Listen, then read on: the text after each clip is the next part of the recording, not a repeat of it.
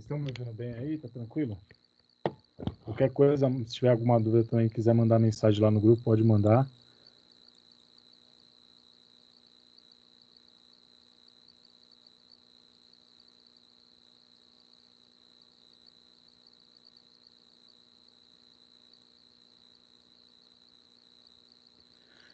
Então, ó, eu até mandei no grupo agora que a atividade então vai ser na segunda parte da aula, tá bom? Primeira parte a gente vai falar um pouquinho sobre movimentos humanos e práticas pedagógicas. Hoje a gente vai falar da seção 3.1 e 3.2, só que como eu vou passar a atividade para vocês, então a gente vai falar só da seção 3.1. Seção 3.2, seção 3.3 eu falo semana que vem. Pelas minhas contas vai dar tudo certinho, a gente vai conseguir terminar todos os conteúdos, inclusive da seção 4. Então vai dar tudo bem um tempo aí, tá bom?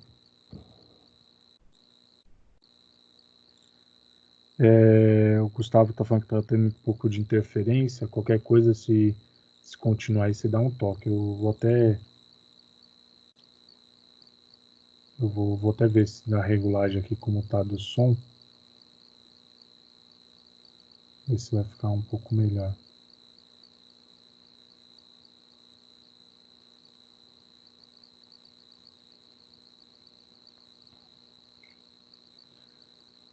Deixa eu ver aqui o som.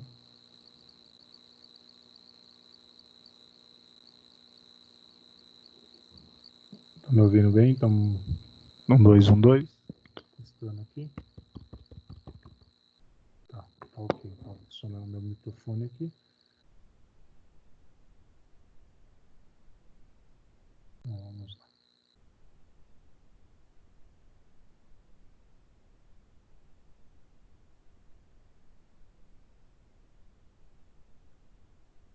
Tá ok, então vamos começar. Então, a atividade eu deixo para a segunda parte da aula. A primeira parte eu vou falar então sobre movimento humano e as práticas pedagógicas, tá? E eu já vou puxar algumas coisas aqui dessa aula para poder vocês fazerem a atividade, tá bom? Então, fazendo uma pequena ali introdução sobre práticas pedagógicas relacionadas com o movimento humano, né? A gente tem que entender que dentro do trabalho da educação física, dentro do trabalho da educação, pensando no movimento da criança, a gente tem que fazer um relacionamento de todo o trabalho no desenvolvimento desse movimento da criança. Então a gente passa por várias faixas etárias da criança, né? Vai ter várias faixas etárias. Então, com isso, vai ter vários momentos de desenvolvimento. Mas assim, com isso dá para poder a gente consegue entender cada etapa e assim consegue entender o trabalho que vai ser feito em cada etapa. Então, uma coisa que a gente tem que entender dentro da educação física é o público que a gente está trabalhando. Então, a faixa etária que a gente está trabalhando é muito importante a gente entender, para sim a gente montar toda uma estratégia de trabalho. Porque se a gente apenas querer passar qualquer atividade achando que vai ser vantajosa para todas as faixas etárias, essa aqui eu posso trabalhar qualquer faixa etária. Não vai ser bem assim. Não é bem assim que acontece, tanto na parte de desenvolvimento motor, quanto pensando até mesmo em relação à interação da atividade. Então a gente tem que entender que a faixa etária que a gente vai trabalhar é muito importante, né? Então a idade que nós estamos trabalhando é muito importante. Então a gente tem que fazer o quê? Pensar e respeitar durante todas as atividades a fase que a criança se encontra, para assim poder fazer uma estratégia de metodologia de aula, colocar atividades condizentes com cada faixa etária, né? Então isso é muito importante, adequar seus objetivos de acordo com a fase. Então, assim, eu tenho uma atividade, muitas vezes eu posso passar atividade igual para várias faixas etárias, mas o objetivo de desenvolvimento é outro. Então isso também tem que ser muito bem feito, e aí a importância de a gente saber o que nós vamos avaliar. E também então é importante saber avaliar para saber se os objetivos que estavam pautados dentro da aula foram alcançados através de uma avaliação, né? Respeitar as diferentes culturas que existem nas diversas regiões do país. Então, assim, regionalidade, né, que a gente tem que respeitar, porque essa cultura vai influenciar diretamente, não, alguns falam assim, né, alguns autores falam assim, que influencia de forma indireta, só que outros autores falam que influencia de forma direta. Então, no caso, ele influencia de forma, eu acredito mais nos autores que falam que influencia de forma direta nas atividades, na aprendizagem, e aí a gente tem a necessidade de entender e respeitar essas diferenças culturais e assim trazer maior abrangência dos conteúdos devido à sua regionalidade, então. Desenvolver o conhecimento, o reconhecimento do próprio corpo. Então a gente busca, a gente tem que trazer esse conhecimento e reconhecimento, né, do próprio corpo para a criança, para que ela entenda os movimentos possíveis que ela faz, a importância do movimento consciente aí, da psicomotricidade, que a gente já chegou a falar em outras aulas, né? Então, a consciência corporal, a importância disso. Então, ela entender o movimento que ela faz, ela entender o movimento que o corpo dela possibilita, e assim ela saber usar. Então, assim, a gente tem que buscar um movimento consciente. Não falar assim, criança, agora você está flexionando o braço, agora você está fazendo um movimento de decúbito dorsal. Não.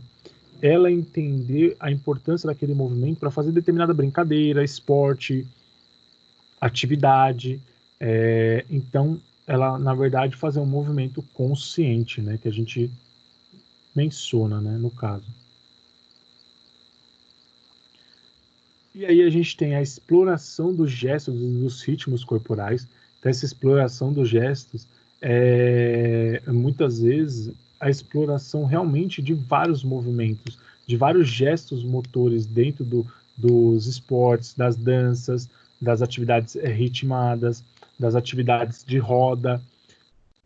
Então a gente explorar cada vez mais os gestos de movimentos e os ritmos corporais para criar uma maior destreza motora nos nossos alunos. Então, lembra quando algumas aulas a gente discutiu bastante sobre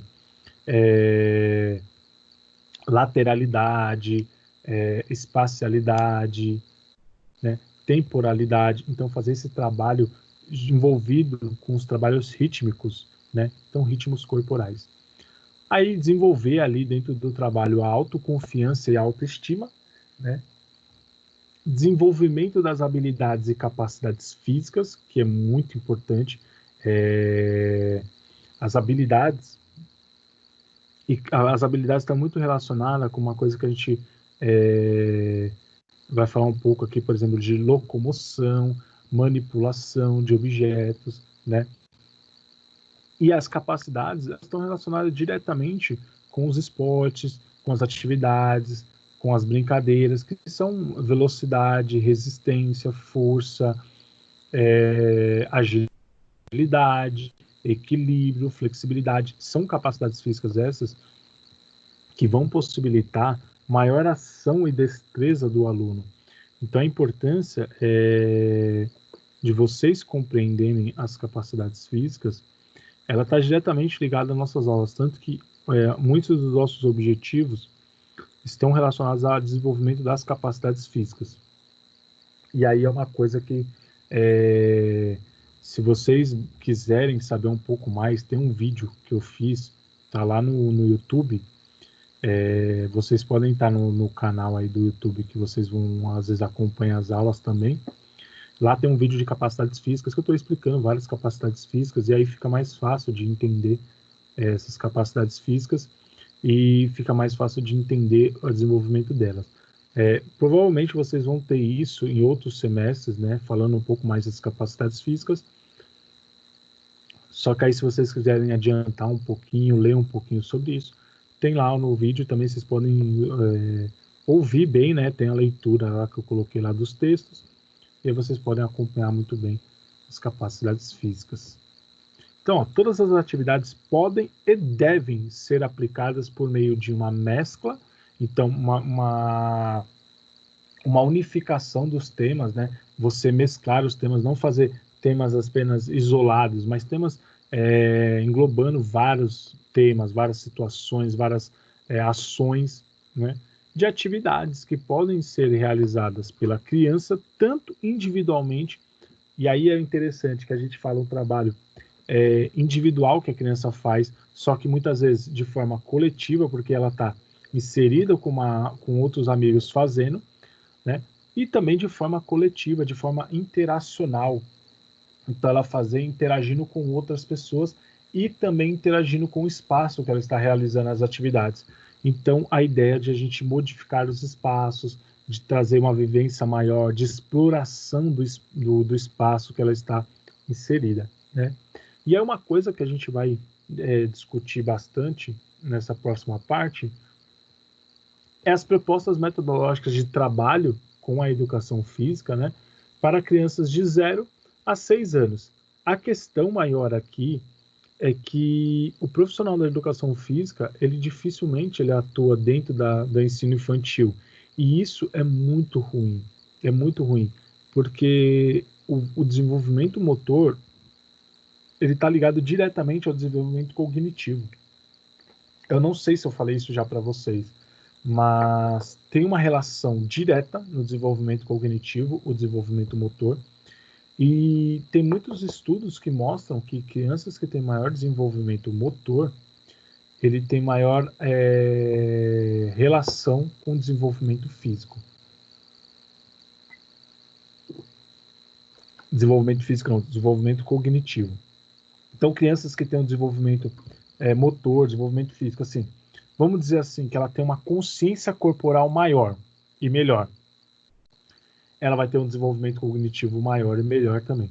Por quê? Porque ela vai conseguir, a gente precisa ter muitas fases da educação que a gente passa na relação entre o movimento e a associação cognitiva quanto ao movimento.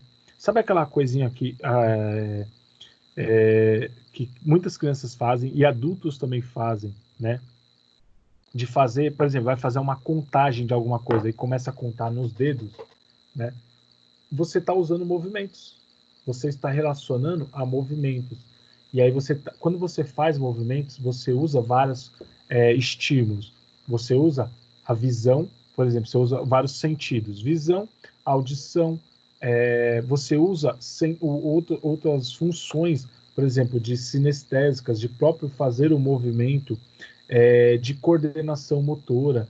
Então você está usando habilidades relacionadas ao movimento, só que voltadas para ações cognitivas.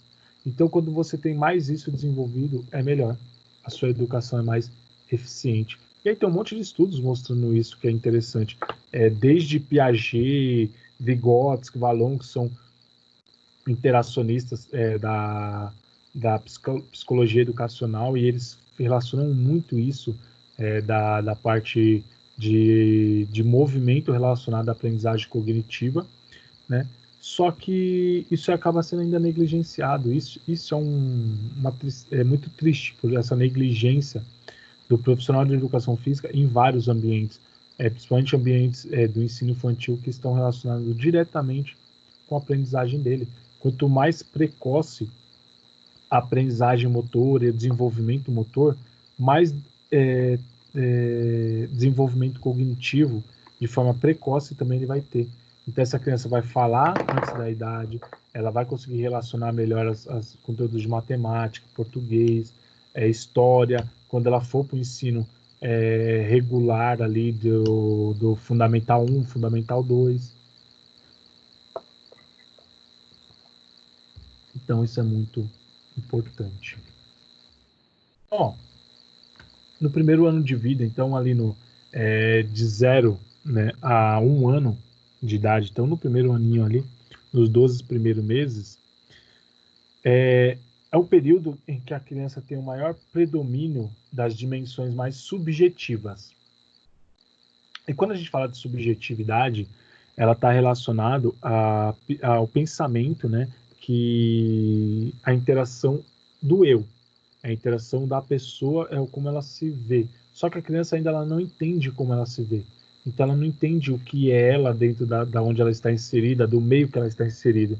Então ela tem ações subjetivas devido às ações de reflexas Então, os reflexos que a criança tem, os movimentos involuntários, então, que ela tem mais a relação de domínio com o mundo, de interação com o mundo, através desses movimentos reflexos, né? E essas relações é uma interação dela com o meio através das emoções. Então, ela começa a usar isso, essas emoções, para interagir com o meio que ela está inserida. Então, pensa assim, ó, como que a criança avisa que ela está com fome? Chorando. Como a criança avisa que ela está querendo dormir? Com choro. Então, a interação dela através das emoções, né? Tanto que tem uns estudiosos que falam assim, que uma criança, quando ela está assustada, ela ainda não consegue entender o que é esse mecanismo, né? E aí, o que acontece? Ela faz o quê? Muitas vezes ela corre na direção daquele mecanismo estranho que está assustando ela. Por exemplo, sabe quando o pai dá um susto na criança? Né? Geralmente é o pai, né, que faz isso, não tanto a mãe. Quando ele faz isso, já viram que às vezes a criança vai na direção do próprio pai ali, né? Então, essa interação que ela faz porque ela não é uma coisa instintiva, não é uma questão de, de pensar, porque geralmente que tem algo errado, você foge disso, né? E a criança não tem isso, porque ela não tem ainda concepções cognitivas formadas, estruturadas. Então, elas são todas interações subjetivas. Então, ó, a criança nessa fase costuma imitar as expressões, né? Eu não sei se vocês já tiveram interação com crianças, bebês, assim, que você começa a fazer movimentos na frente da criança, ela começa a imitar esses movimentos. Ela começa a fazer. Não vai ser na mesma hora, mas ela começa a fazer alguns movimentos que você vai fazendo da criança. E ela começa, a algum tempo, né, de imitações que ela faz, ela depois começa a criar suas próprias expressões. E aí ela começa a aumentar seu acervo, seu repertório, seu acervo de aprendizagem ali quanto às expressões e movimentos, né? Então, quer ver um exemplo assim? Só que isso já vai um pouquinho mais além ali, bem no finalzinho ali do 1 ano. Já viram aqueles vídeos que tá bombando agora na internet? Que a criança tá na cadeirinha, aí o pai ou a mãe vai dar comida assim, a criança fecha a boca, não quer comer. Ela vai entregar. Aí o pai vai lá, tira e coloca vai dar pro ursinho. Aí o ursinho também não quer. Porque o ursinho não vai abrir a boca. Aí a criança entende, o ursinho não quer. Só que aquilo que a criança entende, não é que ela criou uma associação que o ursinho é igual a ela, porque ela não entende ainda onde ela está inserida. E aí, quando o pai pega e agride o ursinho, por exemplo, ou a mãe agride o ursinho, a criança, ela entende que vai acontecer com ela. Porque se aconteceu com o ursinho que é igual a ela, vai acontecer com ela. Então, ela se coloca no lugar daquele ursinho. E essa é a imitação, né? E aí, quando a gente fala então da imitação das expressões, ela imita as expressões da pessoa para tentar se aproximar dessa pessoa.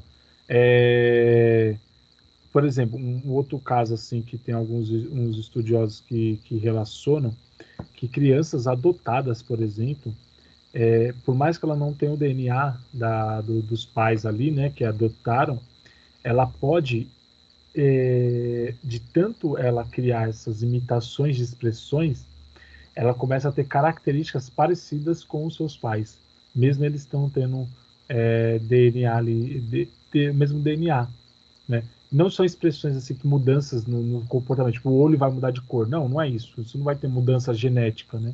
Mudança no DNA, mas são mudanças na cova do movimento da boca, o formato assim, o movimento que às vezes a pessoa faz que na respiração, que movimenta um pouquinho o nariz, né? Movimenta um pouquinho os lábios, e ela começa a imitar isso. Isso se tornar constante para ela trazer essa semelhança.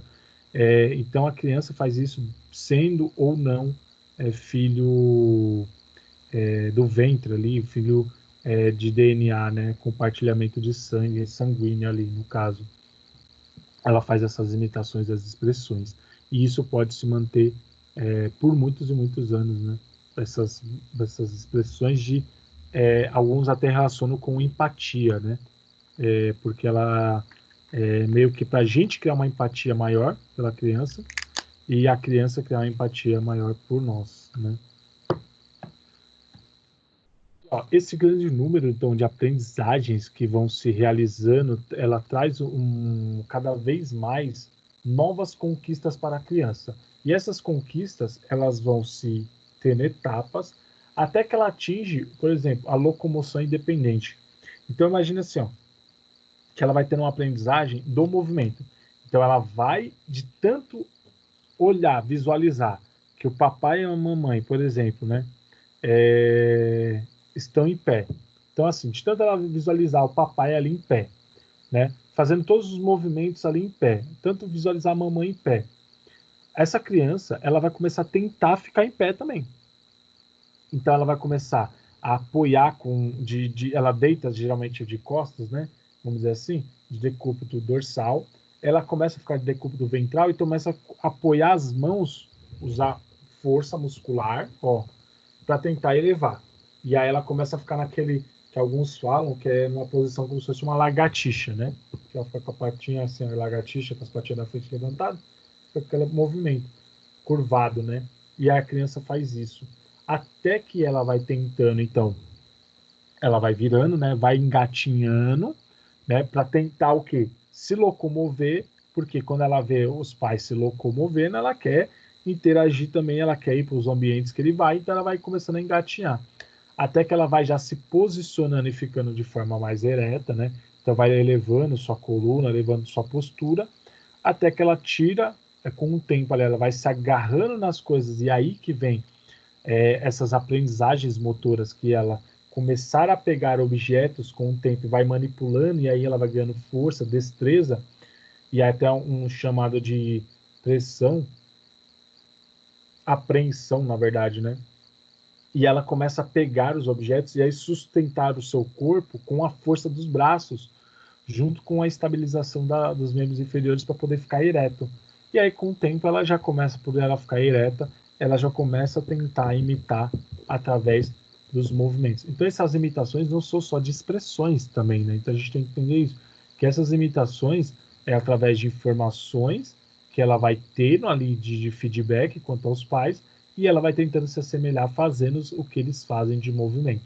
E aí, quanto mais é estimulado isso, ela aprende de forma mais precoce, então de forma mais antecipada ao que seria o normal, né, entre muitas aspas, de fazer esses movimentos.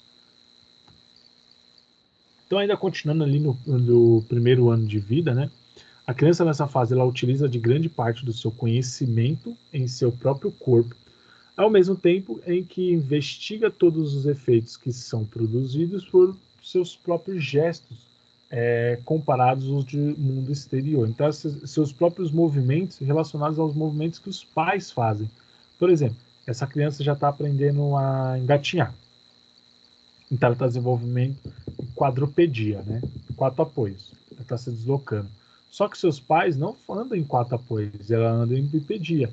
Então, conforme ela vai fazendo esses movimentos e ganhando até força muscular, estabilização, ela começa a querer ficar também em bipedia. Aí ela encosta no sofá, levanta o corpo, fica em pezinho, encosta no berço, vai levantando o corpo, fica em pé no berço. Só que ela não consegue ficar equilibrada, paradinha. Ela precisa se sustentar em algo. E aí vem a questão de você fazer manipulações e destreza com os membros superiores, né?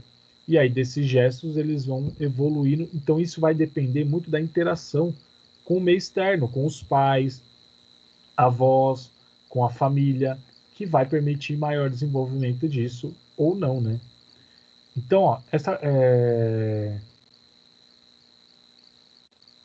só te colocar aqui, só para ver se está gravando direitinho. Então, ó, esta coberta possibilita, né, essa descoberta nova ali possibilita que ela alcance sua coordenação sensório-motor. Então, coordenação sensório-motor, informações sensoriais com informações motoras, com execução de movimentos. Então, por exemplo, escutar a mãe chegando, escutar a voz da mãe, escutar a voz do pai, né? Visualizar o pai e a mãe, ela já começa a levantar as mãos, sabe aquela criança que está ali deitadinha? Aí quando o pai chegou, a criança já começa a levantar a mão na direção do pai. Então ela usa a coordenação sensório-motor para tentar interagir com o meio em seus movimentos. E aí ela começa a usar as próprias mãos de forma segura, para segurar as coisas, né, de forma a segurar as coisas, de forma que consiga agarrar as coisas e assim manipular as coisas. Essa manipulação, essa manipulação não é de uma manipulação fina, não a coordenação detalhada, que ela consiga fazer movimentos pequenos, assim, com as pontas dos dedos, por exemplo, mas é uma coordenação, uma manipulação de pegar objetos de forma rudimentar, né, que a gente fala. Então é um movimento rudimentar, que ela pega as coisas e esses objetos e seguram com a mão toda, né? E aí todas essas ações com a mão é chamada de preensão, né? Ou então são movimentos que usam a pressão do toque, né? A pressão da mão para poder manipular as coisas, que é chamada de preensão. As conquistas chamadas de preensão e locomoção são ganhos fundamentais, pensando na motricidade e pensando na aquisição de novas atividades. Por quê? Novas atividades e aí motricidade, que a gente falou no movimento consciente, né? Ela começa a associar como ela pode fazer outros movimentos. Então ela começa a entender outros movimentos. Sabe aquela coisa assim, ó, da criança que está no berço, e aí ela descobriu, ela de tanto ver a mãe levantando a alça assim para abrir a portinhola do berço, a criança já descobre, então ela começa a associar as informações, que aquela portinha vai abrir e ela vai sair, e ela começa a fazer a mesma coisa. E aí ela tem facilidade para subir no berço, porque ela vai associando as informações, vai fazendo aos pouquinhos até que ela começa a pular o berço. Então ela vai aprendendo e vai adquirindo novas atividades, complementando aquilo que ela está aprendendo. Então a primeira coisa ela é se agarrar no beiral do berço. A segunda coisa ela é fazer força para tentar levantar. A terceira coisa ela tentar soltando, né? Então solta uma mão, desprende uma mão, mantém a sustentação da outra, depois segura com a outra mão em cima. Então ela vai usando dessas novas habilidades que ela vai aprendendo, que ela vai adquirindo, para criar novas atividades, para criar novos movimentos, novas situações. E aí que é o desenvolvimento, aí que é o legal do desenvolvimento dela, que isso vai sendo gradativo e tendo uma crescente. Então pensa aqui, ó, no movimento do bebezinho, quando você pressiona a palma da mão da criança, ela tem um movimento reflexo de fechar a mão. Acho que eu já falei isso para vocês. E aí essa ação, com o tempo, isso permite que a criança desenvolva maior o que? Ações motoras, essa pressão de fechar a mão. Então é um estímulo natural, por isso que é um reflexo que a gente estuda para saber se está tudo ok, para ver se a criança consegue fazer esses movimentos manipulativos, né? E aí, então, a criança, com o tempo, ela vai mudando o seu esquema corporal, e aí ela vai trazendo novas informações, trazendo novas habilidades, até que ela começa, por exemplo, a andar, né? Como a gente viu também no slide anterior. E aí a gente termina um pouquinho falando de crianças de 1 ano, e fala de crianças de 1 ano a 3 anos. E aí a gente já fala, então, de uma faixa etária em que ela já tem um pouco mais desenvolvido a locomoção, né? Ela já teve o ganho da locomoção, só que ela começa a mover ainda de forma rudimentar, né? Tem crianças que aprendem depois de 1 ano, né? Isso é normal, isso é normal. Ela está aprendendo a locomoção, né? E quanto mais desenvolver a manipulação e os movimentos com ela vai aprender essa locomoção antes. E isso vai demorar mais ou vai demorar menos conforme os estímulos e a interação que ela tem com a parte que ela está inserida, então o meio que ela está inserida. Então a gente tem que entender aqui que conforme ela tem esse desenvolvimento, ela vai tendo um grande amadurecimento e ela vai começando a tornar aqueles movimentos comuns associados a ela, e aí ela vai criando uma possibilidade de exploração dos objetos. Porque imagina o seguinte, lembra algumas aulas que eu falei para vocês que a evolução da humanidade está diretamente ligada à evolução das ferramentas tecnológicas que nós fomos criando e a manipulação dessas ferramentas, né? Então, ferramentas de caça, de proteção, de pesca, de ferramentas como utilização, assim, de manipulação de outros objetos, manipulação de elementos ali do fogo, para poder fazer essas ferramentas. Então, a gente começa a criar uma gama maior de movimentos graças a essas manipulações e, com o tempo, tem esse desenvolvimento tribal, esse movimento da sociedade ali que está inserida, e isso vai se perpetuando e tendo mais tempo ali de sobrevivência daquelas tribos, daquelas sociedade ali, até rudimentar, né, no caso, pré-histórica até. Então, o que acontece? No caso aqui da criança, a gente associando um pouquinho isso, conforme ela vai pegando os movimentos, ela vai manipulando os objetos, ela vai enriquecendo a sua bagagem motora. E ela precisa ter maior exploração dos objetos para que ela consiga continuar aprendendo e aprendendo cada vez mais. Então, aquela coisa, às vezes, dos pais ficarem bravos porque a criança joga as coisas, porque a criança fica pegando nas coisas quando ela aprendeu a andar. Na verdade, você tem que estimular isso, né? Você tem que tomar cuidado para não se machucar, porque essa subjetividade, ela pode levar ela a riscos, né? De ela não ter um entendimento das coisas, do que é certo, do que é errado. Aquela coisa, por exemplo, da criança colocar a mão na tomada, poder tomar choque, colocar algum objeto na tomada. É a curiosidade, ela quer saber por que coloca ali, por que tem aquela tomada, por que tem um buraco naquela tomada. E ela quer explorar aquele objeto. E aí o risco é ela tomar um choque, né, na exploração daquele objeto, e aí tem que tomar o cuidado quanto a isso, né? Mas não deixar a criança sem explorar, sem desenvolver quanto a isso, estimular. E aí que é o papel do profissional de educação física, que seria de grande valia trabalho nessas faixas etárias, que é ele manter esse desenvolvimento. Se os pais muitas vezes não querem desenvolver isso dentro das suas casas, né, com receio de quebrar alguma coisa, não ter tempo, o profissional de educação física poderia trabalhar muito bem de forma ativa quanto a isso, e manter esse desenvolvimento ali dessas atividades. E aí seria importante, né, o papel do profissional de educação física atuando diretamente na educação infantil, né? Deixa eu ver isso assim.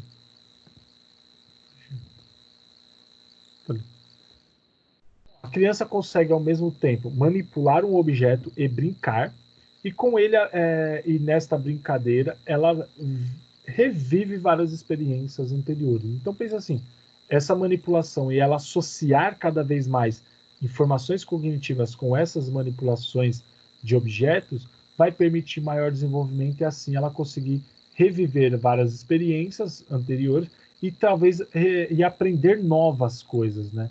E aprender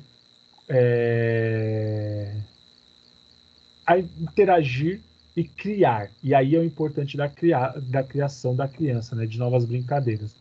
E aí vem a consciência corporal, então, que eu falei para vocês, que ela vai ter um desenvolvimento grande da consciência corporal, né? E ela vai poder fazer um reconhecimento da própria imagem corporal. E com isso, através de ela começar a reconhecer que aquela mão é a dela, ela começa a reconhecer que aquele reflexo no espelho é ela, então ela começa a ter essa interação. E isso já começa a partir de 1 ano a 3 anos, que ela começa a entender, né, de forma mais consciente ela, né? Quem é ela? Então ela começa a entender que aquela mão é dela, ela começa a entender que aquele pé é dela, ela começa a entender que aquele reflexo no espelho é ela. Então ela começa a ter um entendimento melhor do que reconhecer o seu próprio corpo. E aí a criança, né, de 4 a 6 anos, aí como que é o trabalho feito com essa criança, né? De 4 a 6 anos, a gente vai ter uma marcação ali, né, nessa faixa etária, que é o aumento do repertório de gestos. Ela partir dos 4 anos, esse aumento dos movimentos são muito amplos, porque ela já sabe correr, já sabe manipular muito bem objetos, né? E aí a gente tem que manter esse estímulo para ela continuar desenvolvendo muito bem isso. Muitas vezes ela começa já a desenhar, pintar, ela adora fazer isso, só que assim, ela não tem coordenação fina, ela tem coordenação grossa. Então quando ela vai fazer um desenho, sabe aquela coisa de você faz um desenho e fala assim, ó, pinta aqui, ó. Vê se vocês conseguem desenhar. Desenha um quadradinho. Pinta dentro do quadradinho. Aí a criança pinta tudo fora do quadradinho, mas ela pintou dentro do quadradinho. Porque ela não tem coordenação fina de fazer detalhadamente ali. Ela tem uma coordenação grossa, ela pinta por fora, né? E aí é necessário um desenvolvimento quanto maior quanto a isso, né? A esse pintar os quadradinhos aqui.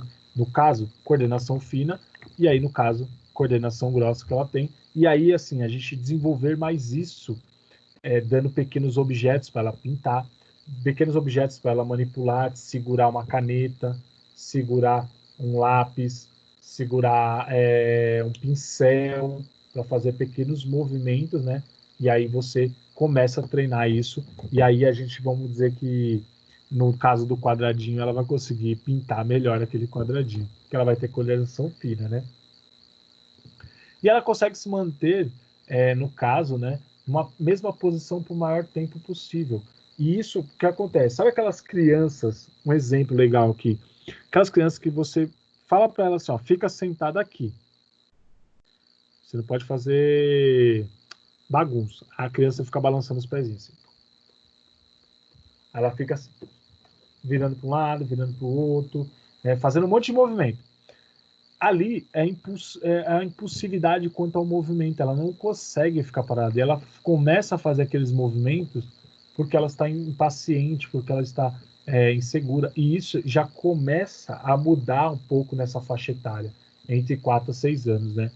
Não que vai acabar, não é que vai acabar, mas vai mudando, vai diminuindo essa impulsividade motora, né?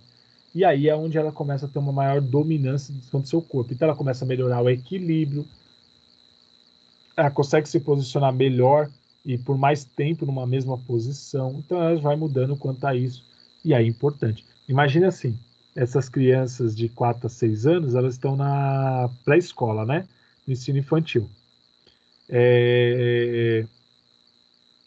Essas crianças, imagina assim, elas não conseguem às vezes ficar muito tempo na cadeira, fazendo desenho, elas estão concentradas fazendo desenho, de repente elas vão para o outro lado. Então, assim, você vai passar atividades físicas no ensino infantil, e aí que é o legal. Você tem que entender que as atividades, elas vão mudando. Não adianta você passar a mesma atividade por um longo período. Você tem que passar uma atividade, depois passar outra, depois passar outra. Você vai passar várias atividades porque elas vão cansando muito rápido aquelas atividades. E isso acontece também depois dos 6 anos, né? Só que acontece muito mais entre os 4 a 6 anos. E aí a gente precisa saber o tempo certo de cada atividade, se a atividade está chata, o momento certo de mudar a atividade. Então é muito importante, né? Então esses ganhos estão relacionados diretamente, né, ao desenvolvimento de todas as capacidades físicas. Aí eu falei para vocês, por exemplo, força, o próprio bebê de ter que sustentar seu corpo ali para levantar seu corpo e ficar no beiral do berço, ele está usando força muscular. Ele precisa de equilíbrio para ficar estabilizado. Quando ele vai andar, ele precisa de equilíbrio para não cair. Então ele já está desenvolvendo as capacidades físicas. Força, equilíbrio, já o deslocamento que ele tem, já está começando a mexer com velocidade. Ele ficar brincando, correndo, pega-pega, esconde-esconde, que essa faixa etária gosta muito dos 4 a 6 anos, ela está desenvolvendo agilidade, que são as mudanças de direções que ela faz, velocidades com grandes mudanças de direção e centro de gravidade. Ela está desenvolvendo resistência, força muscular, flexibilidade quanto aos movimentos, equilíbrio, novamente, ela está desenvolvendo muito bem ali, né? Um pega-pega, por exemplo. Né? Deixa eu uma figurinha aqui. Então, essa interação da criança é muito maior, né, com ela, com as brincadeiras, e até esse repertório de 4 a 6 anos é uma faixa etária que é muito legal você passar bastante brincadeiras, passar bastante objetos para ela pintar, desenhar, porque a manipulação, que nem eu falei para vocês, coordenação grossa, ela tem, e aí você começa a melhorar a coordenação fina dela. Ela começa, é uma faixa etária que é muito legal você passar atividades em grupo, brincadeiras cantadas, que ela faz a brincadeira cantando junto, então ela associa o movimento com a ação cognitiva de cantar, isso é muito interessante. Então a gente fala de rodas cantadas, atividades rítmicas, né? Jogos com movimentos e brincadeira de dança. A gente usa muito isso pensando nessa maior repertório que ela precisa construir, né? Porque a ideia é construir cada vez mais um repertório motor de forma bem elevada, exacerbada, né? Então, essas emoções, ela acaba tendo uma floração dessas emoções e a gente vai tentando trabalhar em cima disso, dessas emoções da criança. E aí o equilíbrio e coordenação. Quando a gente pensa nessas faixas etárias, né, que todas essas que eu falei para vocês, a gente pensa muito nessas capacidades físicas, que são equilíbrio e coordenação motora. Então, quando a gente pensa assim no desenvolvimento das atividades, tem várias brincadeiras que a gente pode utilizar e que a gente deve utilizar, que a gente pode, assim, a gente, pô, essa aqui vai ficar legal, essa aqui vai ficar, não, essa aqui não vai ficar legal, mas a gente tem que colocar várias atividades, várias brincadeiras, vários jogos, porque eles vão estar relacionados diretamente a desenvolvimento de coordenação dos movimentos, coordenação motora e equilíbrio na realização dos movimentos da criança, né? Porque assim, ó, é legal uma coisa vocês entenderem. Quando eu falo para vocês de capacidades físicas, igual eu falei para vocês aí, existem várias capacidades físicas, né? E geralmente a gente já fala delas de forma isolada. A gente fala de força, força é tal coisa. Resistência é tal coisa. Velocidade, velocidade é tal coisa. A gente fala de forma isolada. Só que elas estão todas interconectadas. É muito difícil você falar uma atividade física que não trabalhe várias capacidades físicas. É muito difícil. Por exemplo, o exemplo que eu vou dar para vocês, do amarelinha. A criança vai brincar de amarelinha. Então ela vai, né? Tem aqueles quadradinhos que ela vai pular com o pé e vai pular com os dois pés. Você está trabalhando equilíbrio? Com certeza, equilíbrio. Você está trabalhando coordenação motora? Porque ela tem que pular com o pé, depois ela tem que pular com os dois pés, novamente com o pé. Coordenação motora. Ela tem que abaixar para pegar o objeto do chão, às vezes. Então você está falando de equilíbrio, coordenação motora, de coordenar os movimentos de membros superiores com membros inferiores. Você está falando de força muscular? Tá, porque ela precisa de força para poder saltar, né? E aí você automaticamente está falando de velocidade, porque ela tem uma velocidade na execução do movimento. Junto com isso, você associar força com velocidade, você está trabalhando potência muscular. E é uma capacidade física, que é a associação dos dois, potência muscular. Então você utiliza da potência muscular para poder saltar.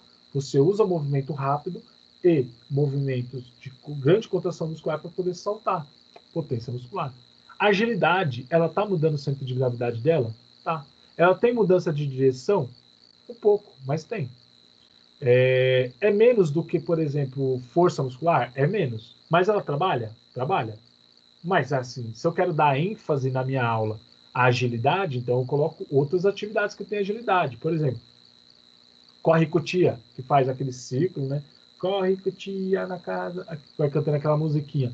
Aquilo ali tem agilidade? Tem. Que ele tem que andar em círculo, né? Tem mudança de direção, que ele tem que mudar para um lado, para o outro, tem que abaixar, tem que subir, tem agilidade. Mais agilidade do que a amarelinha? Sim. Então, se eu estou querendo trabalhar agilidade, eu posso trabalhar mais a agilidade ali que tem dentro do corre cutia. Mas, eu estou trabalhando equilíbrio? Também. Mais equilíbrio do que a amarelinha? Talvez não. Porque ele vai só movimentar uma corrida. Mas vou trabalhar equilíbrio. Vou trabalhar força muscular? Vou. Vou trabalhar potência? Vou. Vou trabalhar velocidade? Vou. Vou trabalhar mais velocidade no corre cutia do que velocidade no amarelinha? Sim.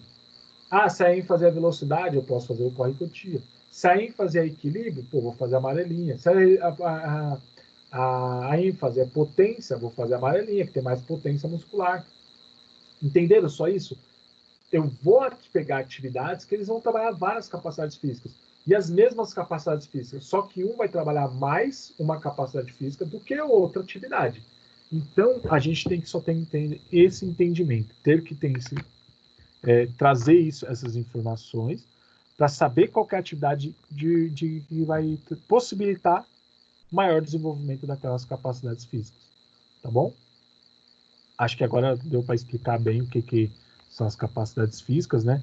Se vocês puderem, assistam o vídeo.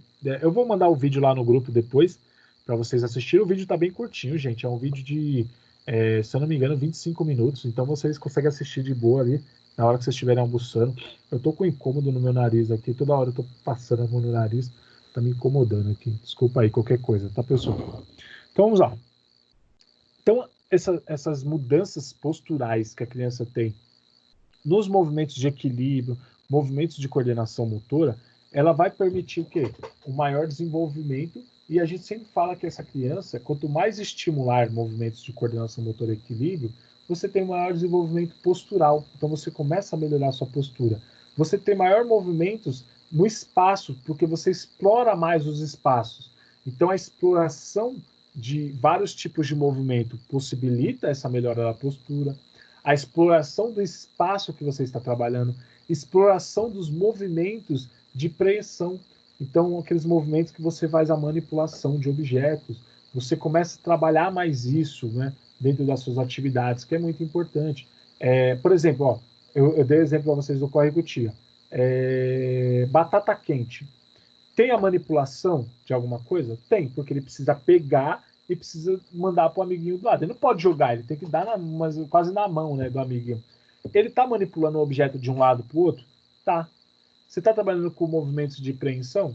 Sim. Olha que legal. E eu estou trabalhando com velocidade? Não muita velocidade. Eu só faço um movimento rápido aqui, só que membros superiores. Aí, beleza.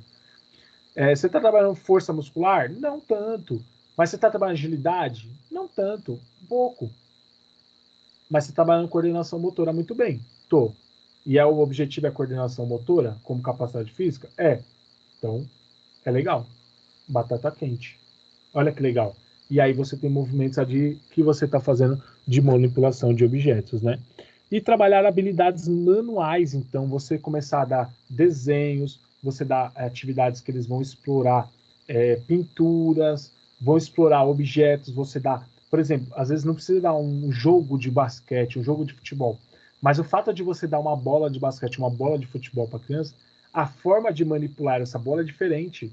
Ele vai ter que explorar a bola de basquete que é grandona, pesada, toda áspera, enquanto uma bola de futebol é uma bola lisa, pequena, né? Então é diferente. Então a bola de basquete, olha como que ela é diferente, ó. A mão da criança, imagina a mão da criança na bola de basquete, como é diferente para ela segurar, como é diferente para ela fazer o movimento. Então é importante que você dar objetos para ela e ela manipular esses objetos, é importante na nova aquisição de informação de aprendizagem, tá bom? Então, quanto mais materiais que serão proporcionados, eles vão trazer maiores descobertas e maior exploração daqueles materiais, e assim você tem uma evolução quanto ao movimento, uma melhora do movimento, né? Devido a esses estímulos cada vez mais novos, né? E cada vez mais próximos do que ela já teve também. Então ela vai associando aquilo que ela já vivenciou e criando novos movimentos, né? E aí a gente fala muito também da expressão. Lembra que eu falei para vocês de 0 a 1 ano, ela usa muito dos movimentos de expressão e emoções. Então a gente fazer também trabalhos de mímica, trabalhos expressivos que a criança tem que fazer caretas, caras e bocas. Isso é bom para também trazer maior acervo motor, né? Caminhadas, e aí diferenciar as caminhadas, uma criança que caminha desse jeito, né? Olha aqui, no mouse aí, né? Deixa eu colocar o laser que ficou mais bonitinho.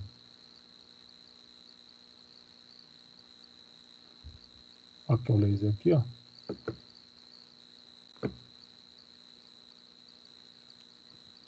Olha aqui a criança, olha o jeito que ela tá andando, arrastando os pés aqui nessa GIF, e no outro já tá andando de forma mais correta, de certinho. Então, explorar a caminhada, explorar atividades que tenham envolvimento da marcha. Lembra que eu falei para vocês, né, da marcha, desenvolver melhor o caminhar, para você explorar ainda mais o acervo motor para essa criança, né? O equilíbrio também ali e a coordenação motora, a gente vai pensar que ele, com a exploração desses trabalhos, com essas atividades, a gente tem que ter maior controle do corpo, né? Principalmente para crianças de 4 a 6 anos. A gente tem que fazer um trabalho de controle corporal muito maior. E através de brincadeiras, atividades que envolvam bastante brincadeiras, a gente consegue desenvolver muito bem isso, trazer habilidades novas, né? Já trazer as habilidades que ela já tem e valorizar ainda mais as novas que ela está adquirindo, que ela está criando ali, né? Então é muito importante essa associação com atividades de brincadeira e atividades e é uma diferença bacana só para vocês entenderem entre brincadeira e jogo. Eu não sei se algum professor já falou para vocês, né? Eu não sei nem se eu já falei, eu acho que eu não falei. Mas a diferença de brincadeira e jogo, a gente fala que brincadeira ela não tem regras, ou se tem regras, elas são regras muito flexíveis, né? Mas geralmente não tem regras. Enquanto o jogo tem regras, né? A diferença grande seria isso. O jogo tem regras e a brincadeira não tem regras. E se tem regras, são regras bem flexíveis, que é para que aquilo transcorra de forma melhor. Porém, tem muitos autores, e aí eu concordo muito com eles, que falam assim: se tem regra, virou jogo. Não tem regra, é brincadeira. Sabe aquela coisa assim? Vamos fazer tal coisa? Vamos. Aí todo mundo faz. De cada um do seu jeito, de qualquer jeito. Agora a gente fala, vamos fazer tal coisa, mas tem que fazer desse jeito. Você criou uma regra. E já é um jogo. Já não é mais brincadeira. Ah, mas então eles não vão brincar? Vão brincar. A gente está falando dentro da educação física. A definição de brincadeira e jogo. Mas, a grosso modo, vamos dizer assim, Nossa, fugiu a palavra da cabeça. Eu lembrei e fugiu da cabeça. No senso comum, brincadeira é você se divertir, é você ter lazer, é você fazer um monte de coisa, né? Brincadeira é algo bem grande no senso comum, mas dentro da educação física, conceito de brincadeira não tem regras e jogo tem regras.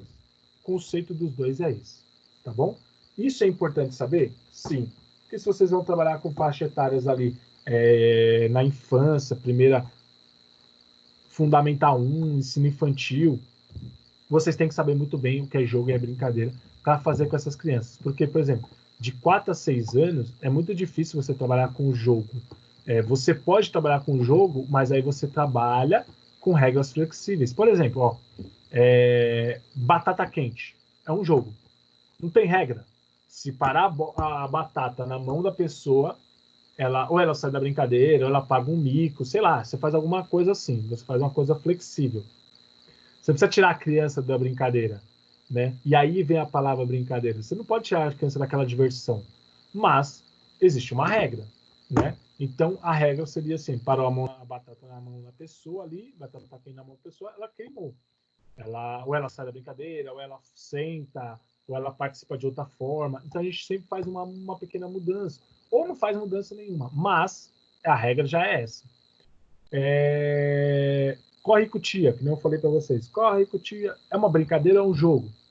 É um jogo, tem uma regrinha ali, né? Você deixar o paninho e sair correndo, tentar sentar no lugar da pessoa. Entraria como jogo. Mas ele é lúdico, é um jogo lúdico, totalmente divertido para brincar. Mas ele já tem uma regrinha. Entenderam mais ou menos isso? E isso que às vezes muita gente confunde, porque assim, tem muita gente que, então, pô, mas eu faço corre com tia, é um jogo. Então, mas por que é tão divertido, é tão legal fazer? É uma brincadeira no senso comum, mas dentro da definição de educação física, ela seria um jogo porque tem uma regra, né? Que nem eu falei para vocês, vamos brincar de tal coisa? Cada um brinca do seu jeito, não tem regra, cada um faz do seu jeito, né? Agora, quando você coloca uma regra, tem que fazer, mas de tal jeito, aí você criou uma regra que seja, virou um jogo. E o importante é a gente entender que jogo não necessariamente tem que ter um vencedor, tem que ter um campeão. O jogo é apenas ter uma regra para aquilo funcionar. Então, eu vou brincar que eu vou jogar isso aqui para cima e ele tem que cair aqui, ó. Isso aqui é uma regra. Senão eu não vou conseguir fazer direito. Então eu tenho que jogar para cima e ele cair assim. Eu criei uma regra, né? Eu preciso vencer isso? Não, mas eu criei uma regra, né? A manipulação de materiais, então, é muito importante, né? Dentro da aula, voltando ali, né? Então, que a gente estava falando, a manipulação de materiais. E aí que entra muito o que eu falei para vocês, de você manipular objetos. E não necessariamente dar uma bola. Você dá outros objetos, você dá um lápis para a criança, você dá uma canetinha para a criança, você dá uma caneta, você dá um papel. Ela está manipulando aqueles objetos, né? Ela tem que segurar. Eu acho que até deixei um gifzinho assim, ó, os objetos, vários objetos, né? O que a pessoa pode fazer nesses movimentos de manipulação. Manipulação, o cilindro, né? Então, o movimento de manipular um copo, de manipular uma bola, algo esférico, né? De manipular de forma lateral, engancho. Você tem várias formas de manipulação. E aqui, no caso, são objetos, né, comuns, né, até. Só que você pode explorar isso dentro das suas aulas, né? Fazer movimentos. Lembra daquelas coisas que a gente viu um pouquinho? Eu cheguei a falar um pouquinho, né? Tem até os vídeos que eu gravei falando um pouquinho para vocês de extensão, flexão. Eu não cheguei a falar de ponto neutro, mas eu não cheguei a falar de supinação, neutro, pronação, né? Mas você vai fazendo, explorando os movimentos que você faz. Esses aqui são tipos de movimentos que a gente tem, né? Por exemplo, só se vocês quiserem fazer aí com vocês, só para vocês entenderem, por exemplo, deixa o braço de vocês estendido assim, ó. Quando você faz esse movimento aqui, ó, é uma flexão palmar, né? Essa flexão com as mãos, ó. Fiz uma flexão. Quando você faz isso aqui, ó, é uma extensão. Então, no caso, por exemplo, ó, meu ombro,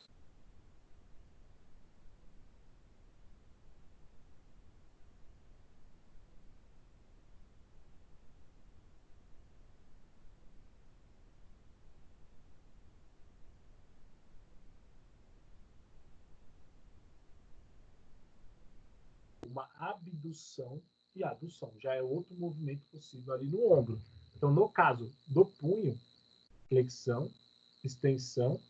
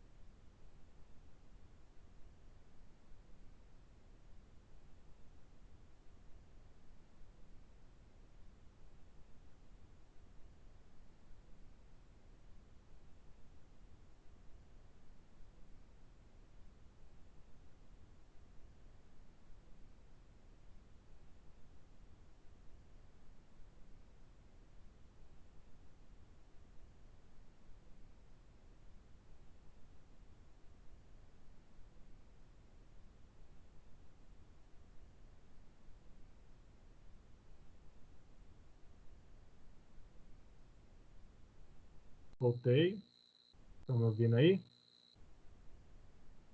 Continuo gravando.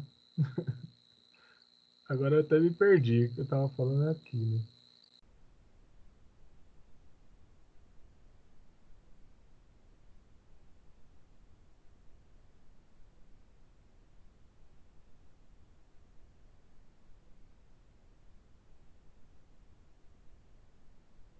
Daqui a pouco, ó, só falta mais 2 slides. Eu estava nesse daqui, deixa eu ver se eu estava nesse mesmo, né?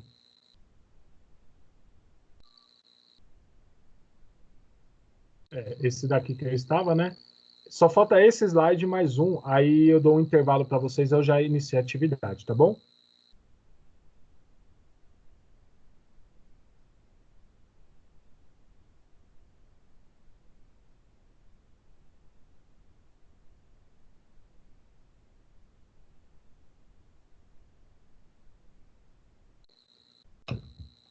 Vamos lá. Deixa eu ver se eu compartilhei aqui. Agora eu também não estou meio perdido agora. Não, caiu o compartilhamento, né? Travou de novo. Por que tá assim, gente?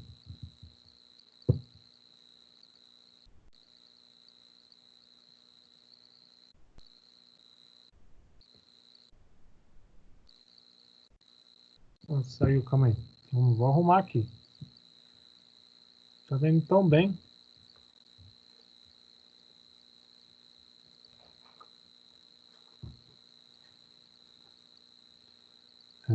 Deixa eu abrir aqui.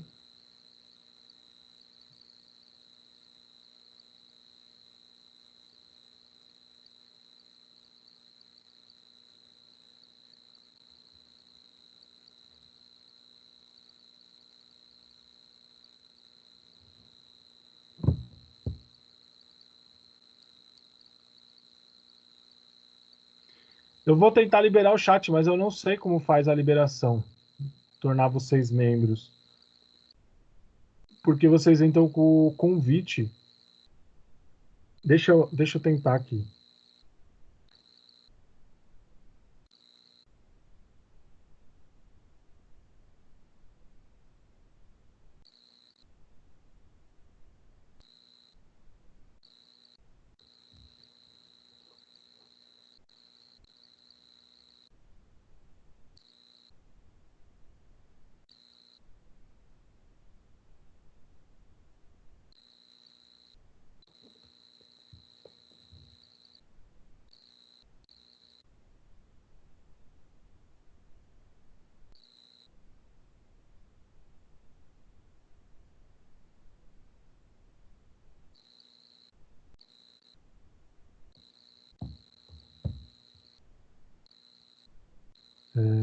Deixa eu ver aqui como faz para tornar vocês membros, né?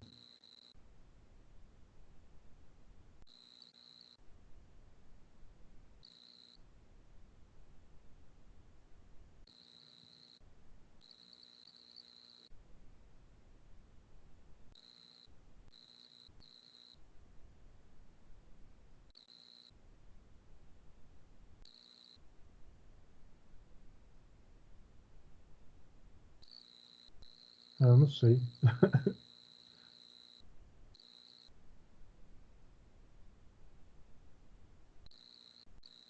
Não consegui aqui não. Eu vou ver depois, vou perguntar a alguns professores como faz para compartilhar esse chat aí. Deixa eu ver agora se vai, né? Meu slide.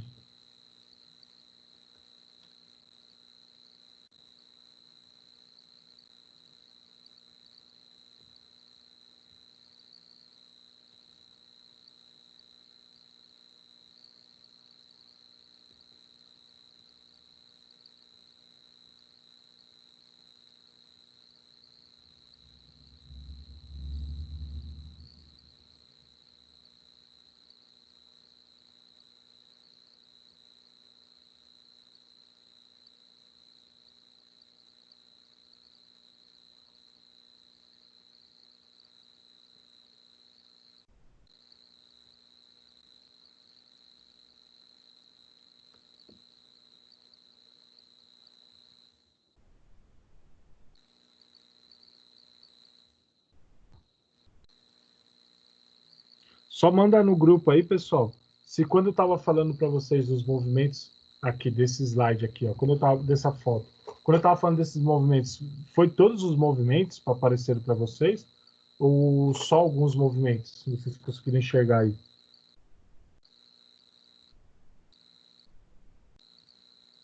Tá. Então vocês viram eu fazendo todos aqui, né? Beleza.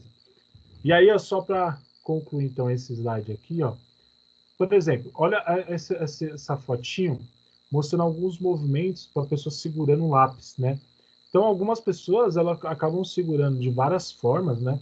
O lápis, porque muitas vezes ela não tem a coordenação, né?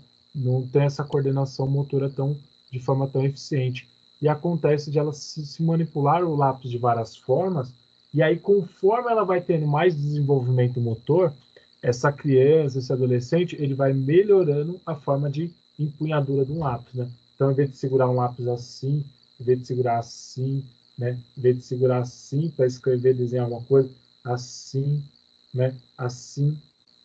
Eu tinha um amigo que ele segurava assim, ó.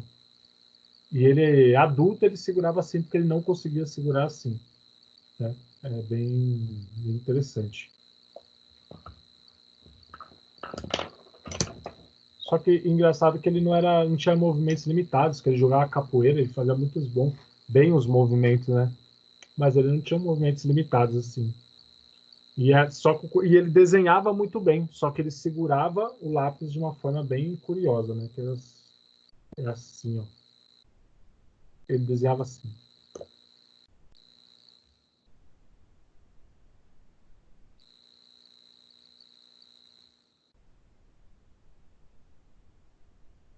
E aí, só para terminar então, né? Essa parte aqui, ó, a expressividade do movimento.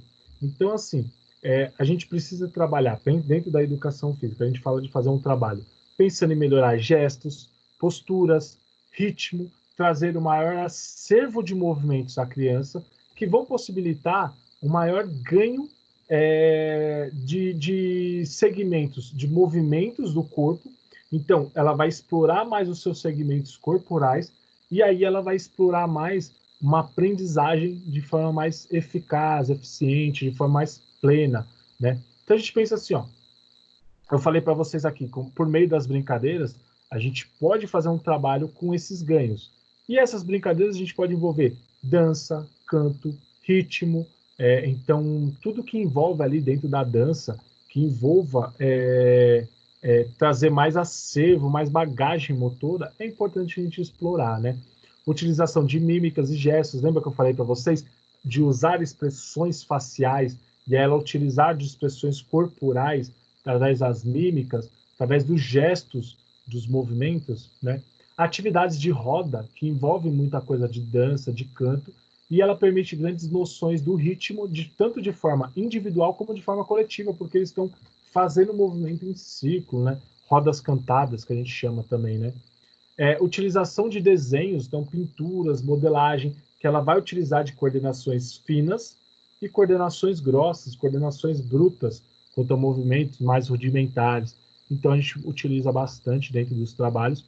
Pular corda, por exemplo, como brincadeira, a coordenação motora de movimentar uma corda enquanto um amigo está pulando, a coordenação que ela tem que ter de pular a corda no momento certo, então consciência corporal, execução do movimento de forma coerente, jogos em geral, e aí entra mais fora um pouquinho das brincadeiras, mas os jogos em geral, que tem as regras, que nem eu falei para vocês, né? Então, o fato de existir regras também são associações de aprendizagem cognitiva que essa criança vai desenvolver, que também é muito importante, que ela também precisa dentro do trabalho, né? E aí, pinturas, não, eu li errado aqui, no caso de expressões de emoções também, que ela vai utilizar através das regras ali e através dos jogos, e as capacidades biomotoras, que essas capacidades biomotoras nada mais são do que capacidades físicas, só que no caso aqui eu escrevi como biomotoras, também que são chamadas assim dentro da educação física. E aí a gente tem o feedback. O feedback, no caso, é para entender, para poder aprender mais, que aí o professor dá o feedback para a criança, e o feedback que o professor tem do que a criança faz. Então, o feedback, a gente fala que o nome feedback vem de retroalimentação, né? Então é você dar informações e depois você se retroalimentar dessas informações. Então, o que essa criança aprendeu, o que você desenvolveu bem com esse trabalho, e a gente fala que é uma avaliação do processo ensino-aprendizagem, porque o processo ensino-aprendizagem nada mais é do que alguém ensina, geralmente o professor, e alguém aprende, o aluno. Só que o processo ensino-aprendizagem ele é muito além disso. Não é só alguém ensinar e alguém aprender, mas a interação, como aprender, o que aprender, para que aprender, o que está sendo ensinado. Então, a interação com essas informações ensinadas, ela vai muito além do só o fato de alguém ensinar e alguém aprender. Então, o processo de ensino-aprendizagem, ele abrange muitas coisas dentro da educação. E é o que a gente trabalha dentro do nosso processo educacional. É o processo ensino-aprendizagem. Então, essa palavra aí vocês vão acabar usando muito ao longo da faculdade e é uma palavra que vocês vão usar muito na carreira de vocês aí como profissionais da educação física, tá bom? E aí, então, vamos dar uma pausa e aí depois eu vou, então, fazer a atividade, beleza? Eu vou até encerrar a gravação aqui.